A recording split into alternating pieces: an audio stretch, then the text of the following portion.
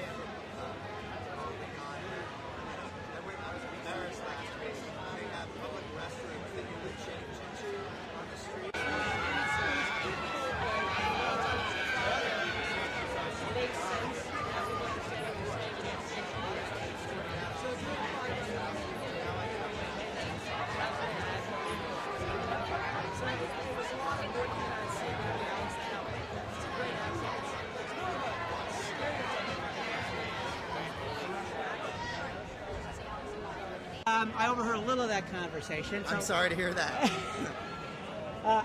So what is the geekiest sci-fi thing that you've ever done in your life? Wow, the geekiest sci-fi thing that I've ever done. I dressed up as a stormtrooper for a comic convention when I was 14 years old in New York City, and I didn't want to take my helmet off because I had spent I think like $125 on the costume, which is a lot for a 14-year-old. And then I passed out from heat exhaustion. So I missed the part where the paramedics came over and pried my stormtrooper armor off of me, but I'd say that's got to be right up there. Have you ever had any Star Trek versus Star Wars debates? I would never engage in such a debate. I think that that's sort of like Israel and Palestine. It's a lose-lose for both sides. Now, on a more serious note, more serious than Israel and Palestine? Okay. Recently with the swine flu thing going around, it forced the Wolverine premiere in Mexico to change plans. Has it affected any of the rollout plans for this movie? We've indefinitely postponed our Mexico release. It was going to be on May 8th. We don't know when it's going to be, but obviously until the situation is sort of stabilized, the last thing anybody's going to want to do is sit in a crowded movie theater. Now, talk about the pressure of having, number one, this franchise on your shoulders, and number two, this was, even by Hollywood standards, not an inexpensive film to make. Right. Well, big credit to Paramount, who basically said, we want to breathe new life into Trek, and JJ basically said to them, if you're going to do that, you're going to need to, pony up, because we now live in a day and age where Transformers and Batman, these are big, people expect a show, a sensation. So the old days of Trek, where they were spending $40 or $50 million on a movie, that's just not going to do it. People want really sophisticated visual effects and an A-class film. So they really stepped up and gave us all the resources we needed to make this film. Is the sequel already on board? We'll see how it opens, but Paramount has basically sort of hired myself and Bob and Alex, who you'll be speaking to in a couple minutes, to start to kick around a couple ideas. And obviously that process started when we were working on the first one. Where would we go from here? And if people actually want to see another movie, we'd be really honored to write it. And last question. You've worked with JJ on a number of things. And You can't be stupid about it. what is it about him that gives him that Midas touch?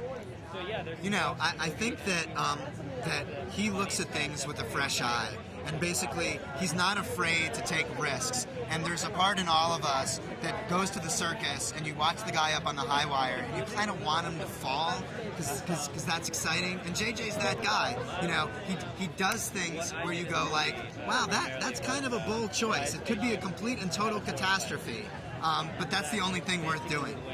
Well, thank you. I sure did, yeah. I didn't think I was going to be an actor, but I dreamed not of acting in a movie like this. I dreamed of being in one. Talk about your interest as a fan before coming on board with this movie. I wasn't a big fan of Star Trek. I was a fan of George and the show because as a child I just didn't see Asian Americans represented in an interesting way, and so I just have a very fond memory of seeing George on television and seeing the show and watching it and seeing how positive his portrayal was. So when I heard about the movie, it was really important for me to get involved. Did you get a chance to meet and talk with George? Sure did. Well, we've known each other tangentially, but I wrote him a letter after I got the role and asked if we could have a substantive conversation, and we got together for lunch, and he was gracious and amazing. So, what you are now stepping into a role that has a huge history to it, Yeah. and as an actor, you've done a lot of stuff.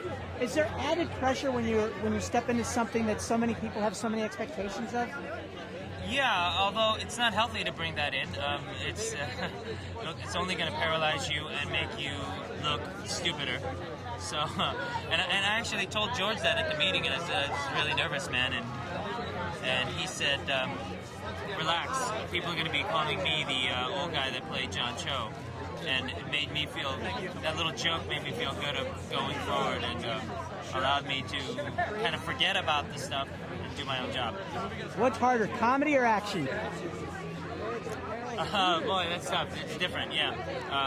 Action is certainly, this one was hard for me. I just never done anything like this to my body. And comedy's a little bit more, you've got to pay attention to a rhythm. It's difficult to do. So, I don't know. Yoga. You got a friend in the White House now. Yeah. So hopefully my taxes go down. All right, John. Thank you so much.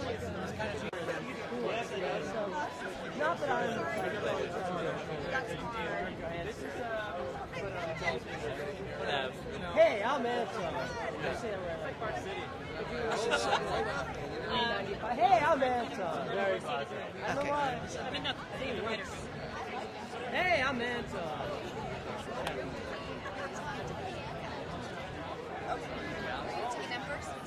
We can switch. It's fine. As long as I get to talk to myself. I don't know. It was nuts. I mean, you look around, there's like aliens. I mean, granted, people that are in alien masks, but still, I can't really tell between like what's happening and sort of reality and what's actually going on. So I thought they were aliens. I was like, oh god, aliens! Wow. Yeah, I mean, the universe is pretty big. Like, we're the only ones here. That's a bummer, you know. I think this acting was really fascinating. Originally, Oh yeah. Aliens, though, in terms of like illegal immigrants. How you doing? Hi, how are you? I'm Brooks. Nice to meet you. Nice to meet you. First question. Yes.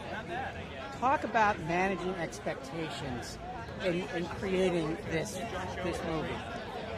We knew we were going to be a target no matter what. Like Star Trek, you're going to recast our iconic Shakespearean cultural treasures? Are you nuts? And who the hell are you guys anyway? So managing expectations is all about showing our respect, showing the fact that we were reading what fans thought online. We wanted to know genuinely what they thought. Fans were genuinely consultants through this process, and we were fans. So we expected, we knew that fans would hold us in as much responsibility as we would hold anyone who came over to take over our beloved Star Trek. That's right. That's why I think ultimately we felt the most pressure that we felt was from ourselves. You know, this is something that we loved as kids. I mean, loved it, and we knew that if we messed it up, we'd be kind of like sprinkling something bad on our childhood. If you're a Trek fan, you can imagine being in our situation. You're called upon because you know Trek, and you're going to feel that responsibility. And I think any fan can relate to the question you're asking. It's terrifying, but you got to do it. You got to do it. And working with JJ, I mean, do you write knowing the way he works, or? For sure. Trying to make sure that he directed this movie was a key goal. In the way we wrote it, we knew that if we could write something that he was interested in, that then he could, he's so good at knowing what an audience wants, that if we could win him over, he could win an audience over. And are there any, when you're creating this one, did you have a little bit of an eye on the future in terms of, Well, you can't help it because, it's always a 5-year mission, so you have to think towards what's going to happen next. I mean, we're hoping and praying that there'll be another one, that people come out to see this movie, and we'll get to do another one. But we try never to be so arrogant to think, we have our 5-movie plan. Right. Make one good movie, and if God shines on you, someone will want another one. Right. But as Alex said, you can't help think about a few little things in the future.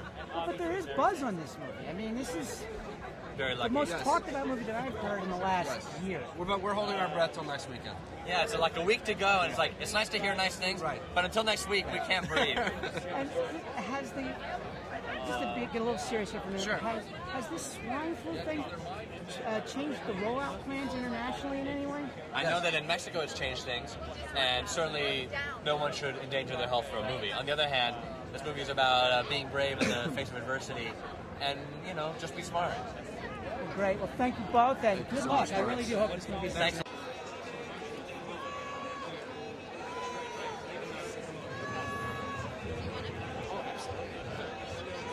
That's fine.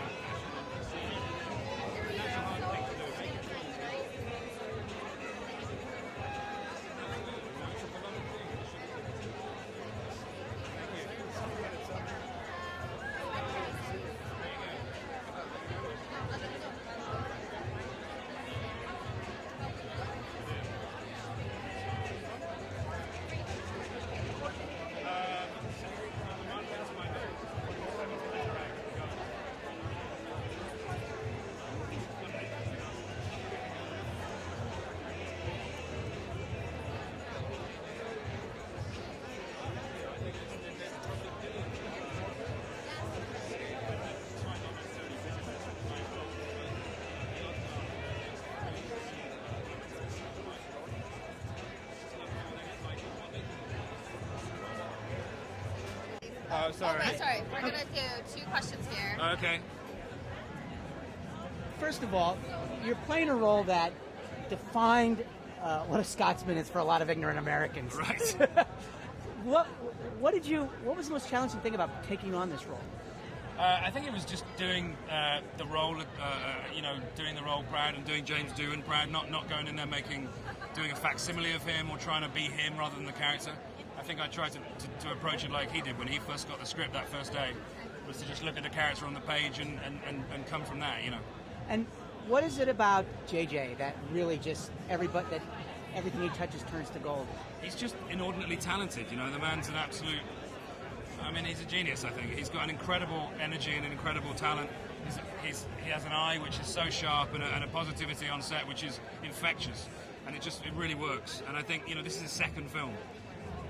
It's hard to believe. Is that Scotty's clan plaid? No, this is actually designed in memorial to Roy Williamson, who wrote the song Flower of Scotland. Wonderful. There you go. All right, well, thank you so much. Thank you very much.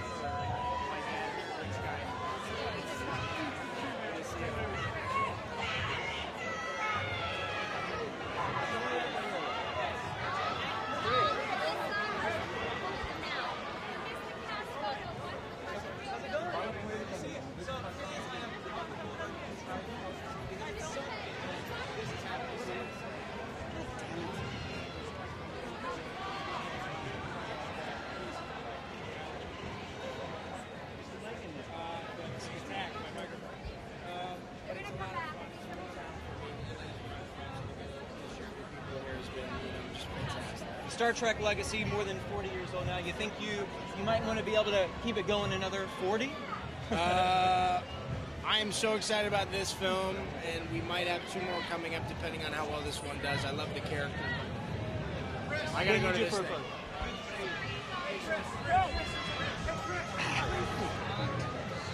Were you able to get any of that?